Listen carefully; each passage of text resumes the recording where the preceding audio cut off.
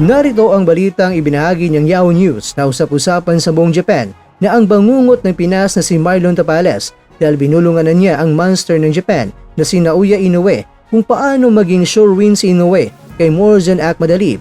Mga kakwento, ang boxing ay hindi lamang tungkol sa lakas ng kamao, kundi higit sa lahat ay tungkol sa masusing paghahanda, estratehiya at tamang disiplina sa ensayo. Isa sa mga patunay nito ay ang kasalukuyang paghahanda ng tinaguriang monster ng Japan na si Naoya Inoue para sa kanyang laban kontra yan sa Uzbek fighter na si Morozan Akhmadalib. Nakatagdang maganap ang dalawang mandirigma sa darating na September 14 sa IG Arena sa Aichi, Japan. Ang laban nito ay may napakalaking halaga sapagkat nakataya rito ang prestiyosong titulo sa Super Bantamweight Division kung saan si Inoue ang kasalukuyang 4 Division Undisputed Champion. Sa talaan ng kanilang karera, malinaw na kapwa sila may dalang panganib. Si Inoue na may record na 30 wins na may 27 knockouts at walang talo ay hindi may tatangging isa sa pinakamapanganib na boksingero sa kasaysayan ng Japan. Samantala, itong si Akhmadalib naman, bagamat may mas kaunting laban, 13 wins, 10 knockouts at meron siyang 1 loss, ay kilala bilang isang mahusay na technical na boksingero na may malawak na arsenal ng diskarte. Ang kanilang pagtatagpo ay tiyak na magsisilbing sagupaan ng lakas at teknikalidad na inaabangan ng buong mundo. Ngunit higit pa sa kanilang talaan, ang tunay na tanong dito ay kung paano nga ba naganda si Inoue para sa laban na ito. Dito na pumasok ang kahalagahan ng kanyang sparring sessions, partikular na abay pagsanib puwersa niya kay Marlon Tapales na dating Unified World Champion mula sa ating bansa. Si Marlon Tapales na minsang humarap kay Akhmadalib sa ring ay hindi lamang nagsilbing sparring partner kundi isang mahalagang tagapayo para kay Inoue. Dahil naranasan niyang nakaharap si Akhmadalib, may kakayahan siyang magbigay ng direktang impormasyon tungkol sa estilo at galaw ng Uzbek fighter. At ayon kay Inoue, ilang ulit nang nagbabahagi si Tapales ng kanyang karanasan at obserbasyon sa laban, bagay na nakatulong ng malaki upang mapalawak ang imahinasyon at estratehiya ng Japanese champion. Bukod kay Tapales mga kwento, nakipag-sparring din si Inoue sa iba pang kaliwete na boksingero mula sa Taken Gym tulad ni Nakano Mikito na kasalukuyang Oriental and Pacific Boxing Federation Featherweight Champion.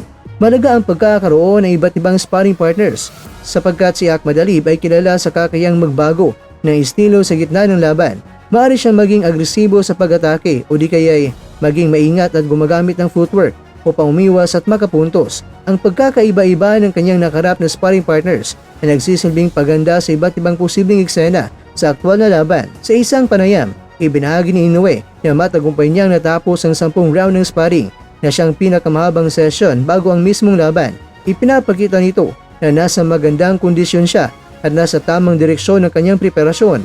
Dagdag pa rito, ang kanyang disiplina at pagtutok sa bawat detalye ay nagpapakita ng kanyang pagiging isang tunay na professional sa larangan sa boxing. Kung susuriin, ang laban ni Inoue kontra kay Akhmadalib ay hindi lamang tungkol sa depensa ng kanyang titulo, kundi isa ring pagkakataon upang patunayan na ang kanyang reputasyon bilang monster ay hindi basta pangalan lamang, kundi bunga ng masusing dedikasyon at sakripisyo.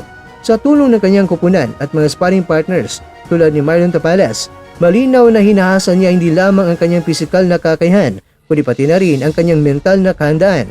Mahalaga ring bigyang diin na ang laban na ito ay may malaking impluwensya hindi lamang sa karera ni Inoue, kundi sa buong mundo ng boxing. Kapag nanaig siya laban kay Akhmadalib, mas lalong niyang mapapatibay ang kanyang estado bilang isa sa pinakamahusay sa kasaysayan ng boxing. Subalit, kung siya ay matatalo, ito ay maging hudyat ng isang bagong yugto at maaaring magbukas ng pinto para sa mas maraming kapanapanabik na laban.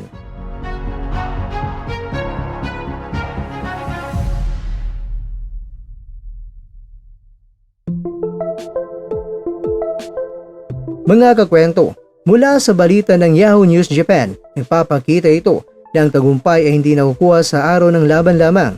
Ito ay bunga ng linggo at buwan ng pagsasanay, sakripisyo at tamang pagpaplano. Si Naoya Inoue sa kanyang paipagsanib kay Marlon Tapales at iba pang kapwa boksingero ay patunay na ang tunay na kampiyon ay hindi umaasa sa talento lamang, kundi sa patuloy na paghanda at pagpupunyagi.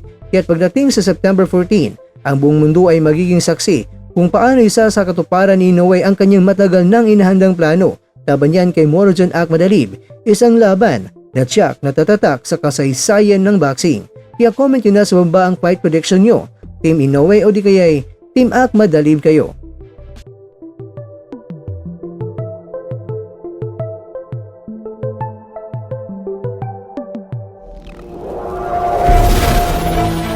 At dyan, nagtatapos ang ating kwento.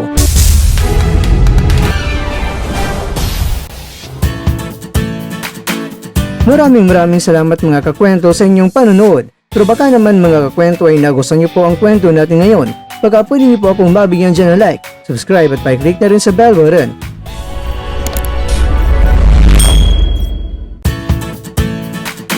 Pero bago tayo tatapos mga kwento, syempre, shoutout po muna tayo dyan sa ating mga kakwento. Kay kakwentong Raul Polvosa, kay kwentong Mario Frederic Cabillon, kay kakwentong Nick, at kakwentong nanonood ngayon, shoutout sa iyo dyan. Bueno, hanggang dito na po muna ang ating kwentuhan at abangan nyo na po ating susunod na video. At dito na po yan sa isang channel na kung saan maaring ito'y mga kwentong di pa na kwento sa inyo.